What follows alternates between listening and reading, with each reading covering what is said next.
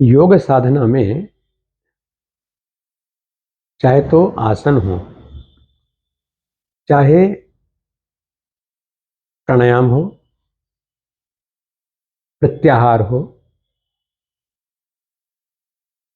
या उससे भी पहले यम और नियम हो, और प्रत्याहार से भी आगे धारणा, ध्यान और समाधि हो, यानी जो आठों के आठों अंग हैं उनको प्राप्त करने का जो साधन है वो निश्चित रूप से शरीर है। बहुत बार मन में आ सकती है बात कि जब धारणा की बात है, प्रत्याहार की बात है, ध्यान की बात है, और इससे भी आगे जब बिल्कुल समाधि की बात है और उसमें भी निर्विकल्प समाधि हो जाए, तो वहां शरीर का तो कोई रोल नहीं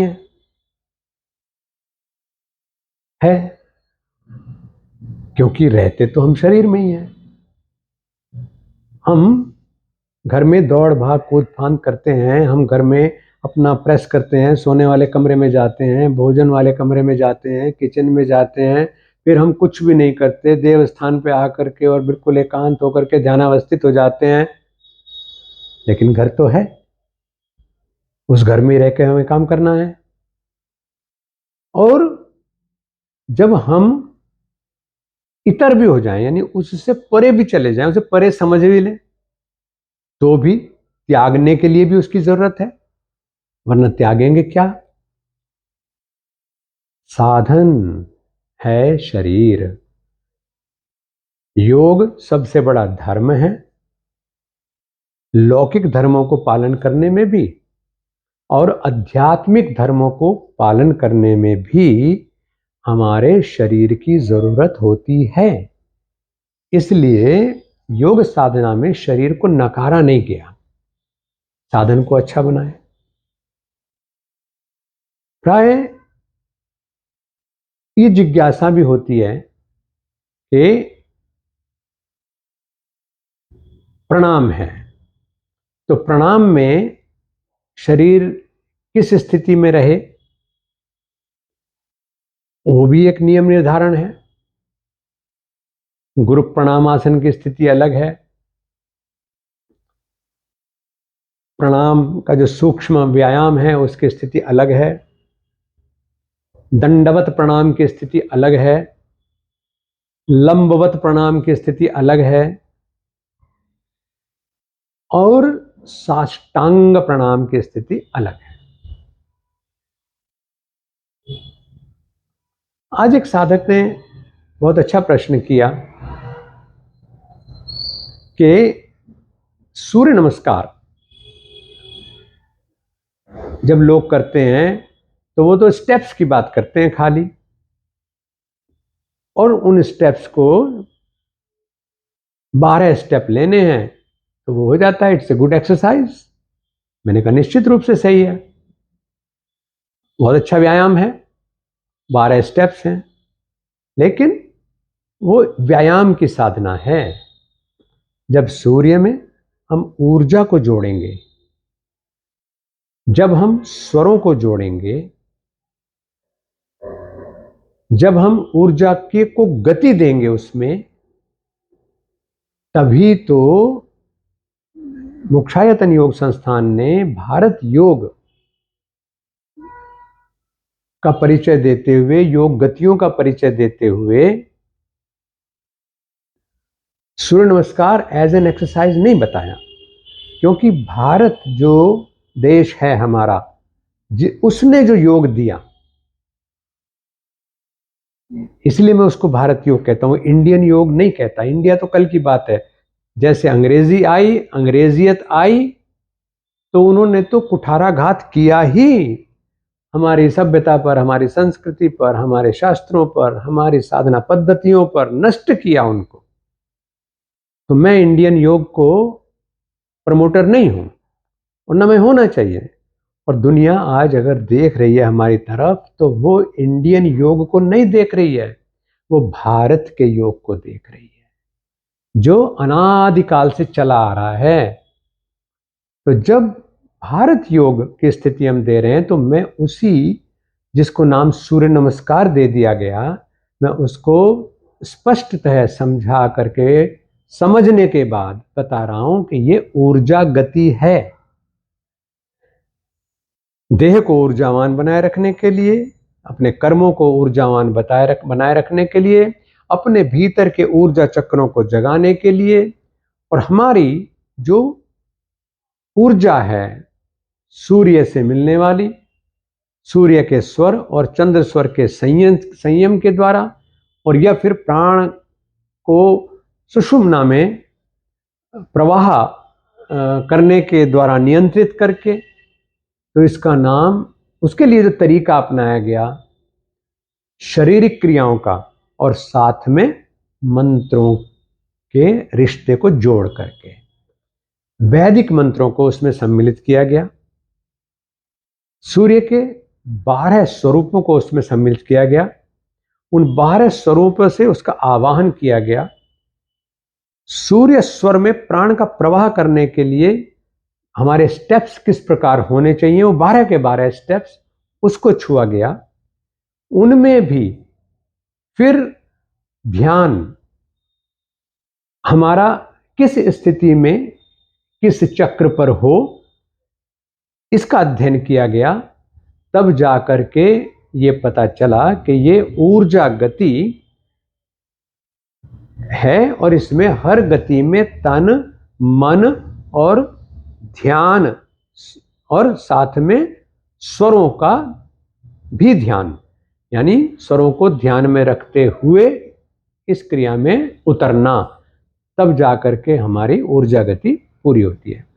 तो उस साधक ने पूछा कि साष्टांग प्रणाम जो हम करते हैं छठी स्थिति में, सूर्य नमस्कार की छठी स्थिति में, ये छठी स्थिति जो सूर्य नमस्कार की है, ये चंद्र नमस्कार करते समय भी आती है, लेकिन उससे पहले का जो सीक्वेंस है वो थोड़ा डिफरेंट है।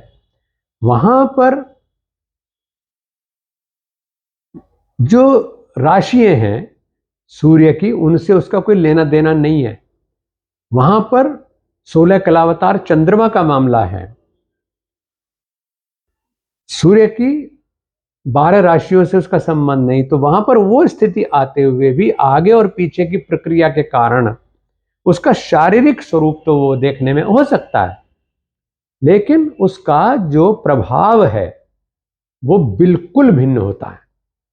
तो सूर्य के जो ऊर्जा गति है उसके लिए साष्टांग प्रणाम की स्थिति में उसका नाम ऐसा क्यों रखा गया, उसमें हमारे शरीर की स्थिति क्या होनी चाहिए, साधक को ये पता होना चाहिए।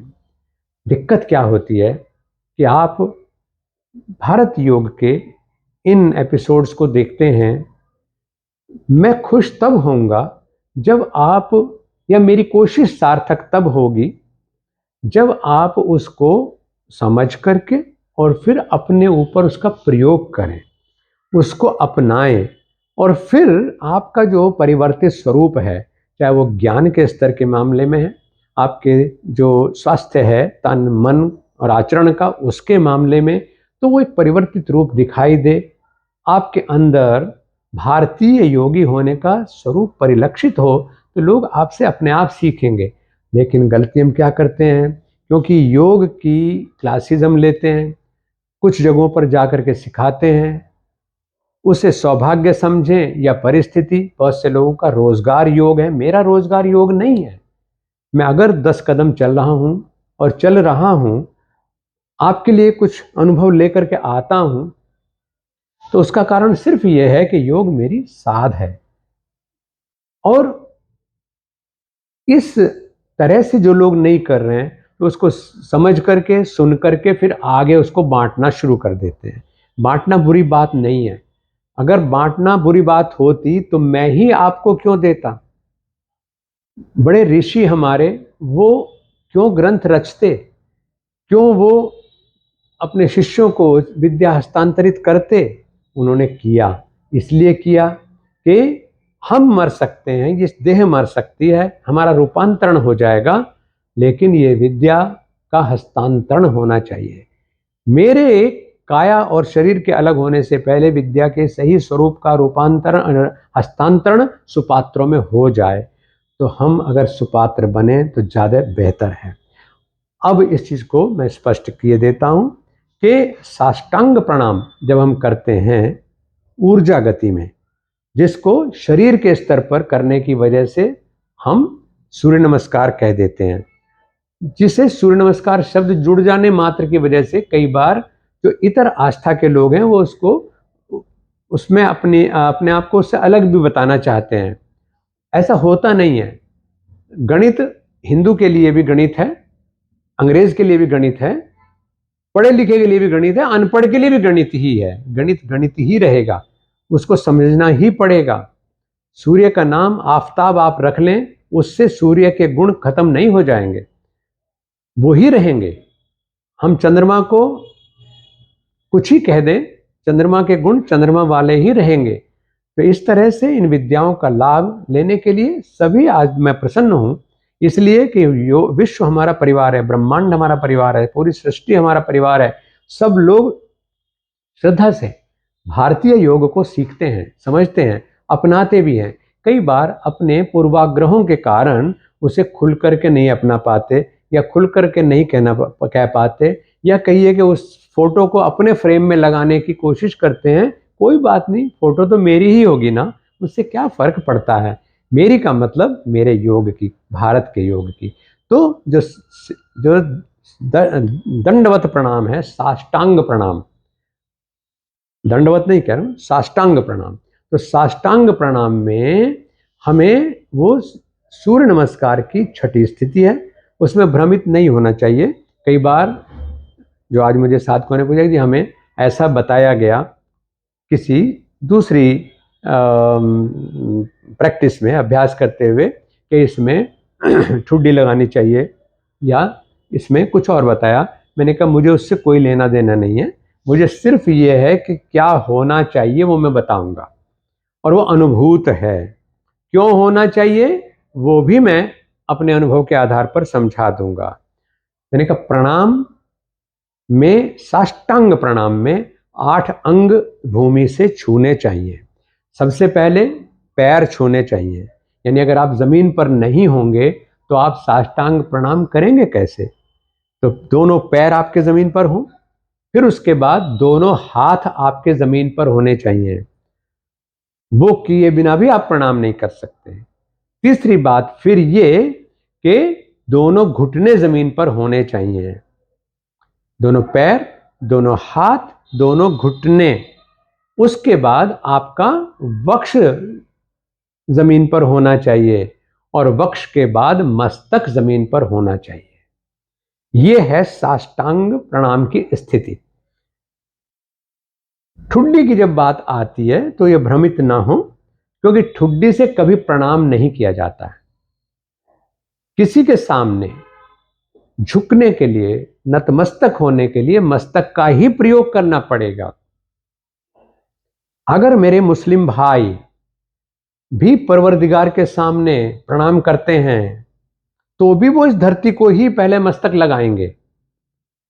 और बहुत अच्छे जो नमाजी हैं हमारे भाई, उनके तो नमाज पढ़ने से मस्तक पर स्थायी रूप से तिलक लग जाता है। वो उनकी श्रद्धा का, उनके विश्वास का, उनके रब्बुल आलमीन के प्रति सिजदा का एक जीवंत सर्टिफिकेट है। तो उस प्रणाम को रब कह करके कोई व्यक्ति कर रहा हो, ईश्वर कह करके कोई व्यक्ति कर रहा हो, गॉड कह करके कोई कर रहा हो, इससे कोई फर्क नहीं पड़ता है। वो जो समग्र ऊर्जा का स्रोत है लोक में, उसको सूर्य ही कहा गया है। वही हमारी लाइफ का फोर्स है। सूर्य आत्मा जगतस्थस्थुश्च, यानी जितने भी जीवधारी हैं और जितने भी स्थाणु हैं, सबको उससे जीवन ऊर्जा प्राप्त होती है। तो उसके लिए सिजदा करना ही है, और इसलिए भी करना है कि वो प्रत्यक्ष देवाय, वो प्रत्यक्ष देवता है। जिसके माध्यम से हम कहते हैं ना कि अगर एक छोटे दिए में इतनी जलाने की ताकत है तो सूर्य में कितनी होगी, उसमें इतनी ऊर्जा देने की ताकत है तो सूर्य में कितनी होगी, और फिर जो सूर्यों को भी अनेकों को प्रकाशित कर रहा है उसमें कितनी होगी। जब ये स्थिति आती है तो उसके सामने वो सबको ही सिजदा करना होगा। वो करना होगा का मतलब अंत प्रेरणा आपकी हो ही जाएगी। सत्य को जानोगे तो मानोगे, ऐसा कैसे है कि नहीं हो सकता। तो वहां जो स्थिति है, वहां मैंने कहा कि हर आस्था का व्यक्ति सिर झुका करके, मस्तक भूमि से छू करके ही प्रणाम करता है। तो हम सूर्य नमस्कार के रूप में, शारीरिक व्यायाम के रूप में उसे जाने, और या फिर उसके दिव्य स्वरूप के को जानते हुए उसको ऊर्जा गति के रूप में जाने भारतीय योग में। तो उस ऊर्जा गति को करते समय जो साष्टांग प्रणाम की स्थिति है, उसमें 8 अंगों को भूमि से छूना है। पहले दोनों पैर, फिर दोनों हाथ, दोनों घुटने, अपना वक्ष, और फिर मस्तक। ठुड्डी लगा करके तो हम आंखों से सामने किसी को देख सकते हैं, लेकिन मस्तक झुका करके हम अपनी दिव्य चेतना के द्वारा, अपनी प्रज्ञा चक्षु के द्वारा जो सोर्स है, सबके लिए सोर्स है, स्रोत है, उसके प्रति अपना नमन, अपना प्रणिपात, अपना श्रद्धा व्यक्त करते हैं। और उस स्थिति में आकर के हम अधिक रिसेप्टिव एंड पर आ जाते हैं, क्योंकि जब हमारी ठुड्डी जमीन पर होगी तो सूर्य की ओर हमारी चेहरा होगा, लेकिन जब हमारा मस्तक जमीन पर होगा तो सूर्य की ओर हमारा जो ऊर्जा का सबसे बड़ा केंद्र है, जिसको हम सहस्त्रार बोलते हैं, वो सूर्य की ओर होगा, और वहां से प्राप्त ऊर्जा पूरे शरीर में विकिरण करेगी। और जो शरीर में हमारे ऊर्जा आई है, दिव्य ऊर्जा आई है, वो हमारे कर्मों में परिलक्षित होगी, और जो हमारे कर्म में ऊर्जा दिखाई देगी उससे हमारी व्यक्तिगत, पारिवारिक, सामाजिक, राष्ट्रीय ही नहीं बल्कि मानवीय मूल्यों की प्रगति होगी, समृद्धि होगी। योग को बहुत अच्छे से समझें और उससे भी ज़्यादा अच्छे से जिएं। बहुत बहुत शुभकामना आपके लिए।